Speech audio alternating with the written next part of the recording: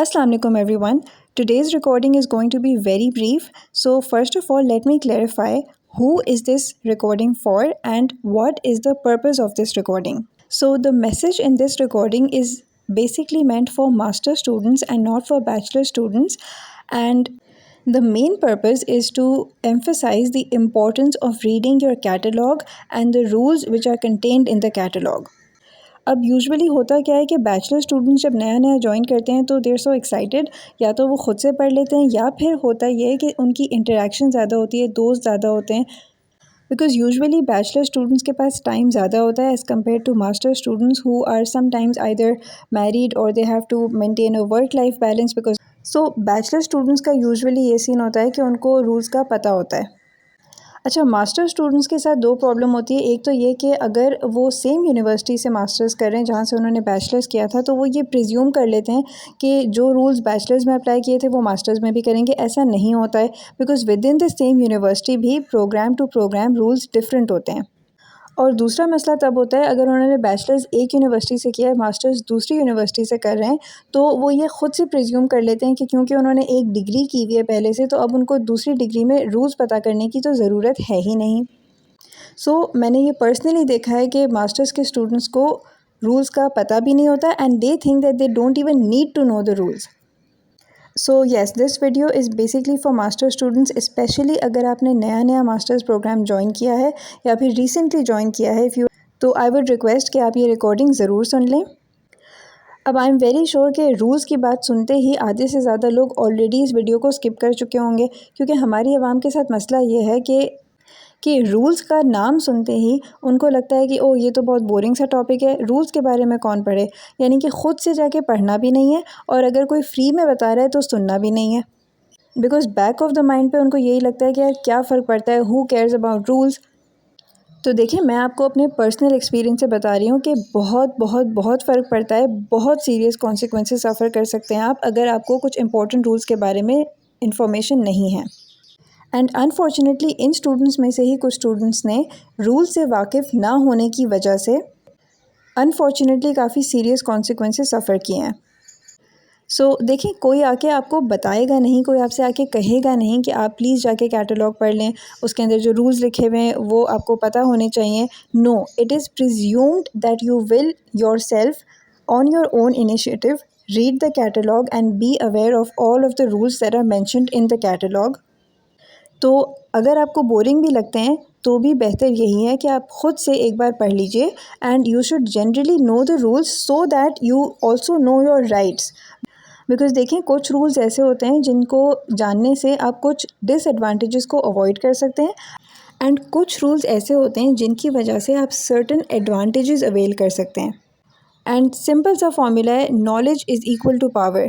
You should know the rules so that you know your rights and always remember that if you don't know the rules तो later on आपको कोई भी नहीं बचा सकता, because आप सिंपली याद रखें कि ignorance of the law is not an excuse. आपको सिंपली ये कह दिया जाएगा कि ओ आपको तो पता होना चाहिए था। So yes, the main purpose of this recording is to remind you that you should always read the catalog. तो अगर आपको आगे किसी ने नहीं बताया था कि आपको कैटलॉग पढ़ लेना चाहिए तो किसी ने रोका भी तो नहीं है ना, राइट? सिंपल सी बात है, अगर किसी ने कहा नहीं है तो मना भी नहीं किया। लेकिन honestly unfortunately the fact of the matter is कि स्टूडेंट्स को ख्याल ही नहीं आता, छू के भी नहीं गुजरती कि भाई कैटलॉग भी कोई चीज़ होती है, इसको भी एक नज़र देख लेना चाहिए। मास्टर्स की डिग्री करने आए हैं, इतना सारा पढ़ रहे हैं तो एक कैटलॉग के रूल्स भी पढ़ लेते हैं। Let me share just one example with you guys, क्योंकि पर्सनली मैं ऐसे बहुत सारे स्टूडेंट्स को अपने बैचमेट्स में, अपने जूनियर्स में, अपने सीनियर्स में देख चुकी हूँ कि इस रूल से वाकिफ़ ना होने की वजह से किस तरह से सीरियस कॉन्सिक्वेंसेस हो सकते हैं।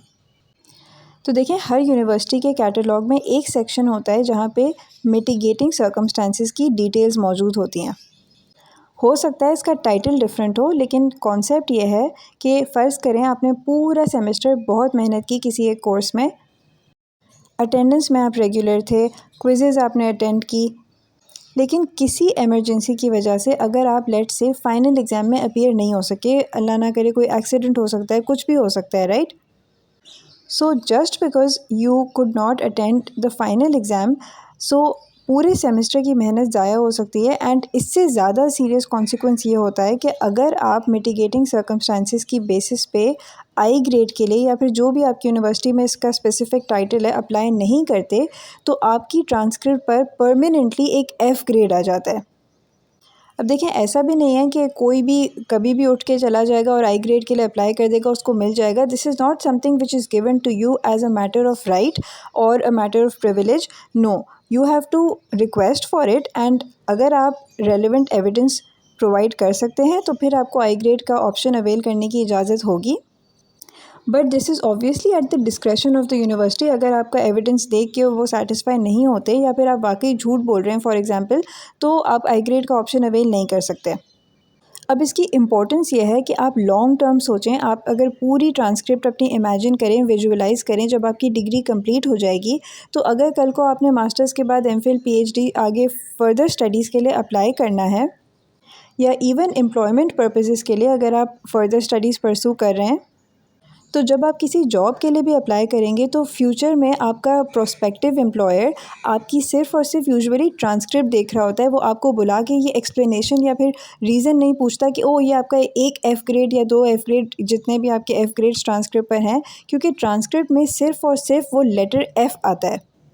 वहाँ पर ये डिटेल्स मेंशन नहीं होती हैं कि वो आपने तो पूरा सेमेस्टर कितना रेगुलरली पंक्चुअली क्लासेस अटेंड की थी, कितनी मेहनत की थी। हो सकता है आपके क्विज़ेज़ में फुल मार्क्स आए हों, हो सकता है आपने ओवरऑल आपकी परफॉर्मेंस भी बहुत अच्छी हो, सिर्फ़ और सिर्फ एंड में आपकी तबीयत ख़राब हो गई या फाइनल एग्ज़ाम में अपीयर नहीं हो सके, आपकी ट्रांसक्रिप्ट पर F ग्रेड आ गया। और मैं पर्सनली ऐसे बहुत सारे अच्छे अच्छे स्टूडेंट्स को जानती हूँ जो बिल्कुल भी वो F ग्रेड डिज़र्व नहीं कर सकते थे, लेकिन क्योंकि उनको इस रूल के बारे में, इस ऑप्शन के बारे में अवेयरनेस नहीं थी, so they did not apply for it. Because देखें, आई ग्रेड के लिए मिटिगेटिंग सर्कमस्टांसिस के लिए अप्लाई करने के लिए एक सर्टेन टाइम लिमिट होती है। आपको उस टाइम फ्रेम के अंदर, ऐसा नहीं है कि आप अभी उठ के चले जाएंगे, वो मेरा पिछले साल एग्ज़ाम मिस हो गया था, ऐसा नहीं होता। तो आपको एक सर्टेन टाइम लिमिट के अंदर अप्लाई करना होता है, और इसके रेलिवेंट सारे टाइम लिमिट्स क्या हैं क्या नहीं है, ये सब कुछ कैटलॉग में मौजूद होता है। So if you are a good student and you want to ensure कि आपकी ट्रांसक्रिप्ट पर परमानेंटली एक F ग्रेड ना आ जाए, तो please make sure that you apply for an I grade. Because 1 F grade, even just 1 F grade, specially अगर वो कोर कोर्स में है या किसी बहुत इंपॉर्टेंट कोर्स में है, तो that can रूइन your future prospects. So in this brief recording, I've only shared one example of a rule, and if you want to know more about such rules, then let me know in the comment section. And if you found this video useful, please don't forget to like the video, share it with your friends, and subscribe to my channel. Thank you so much for listening.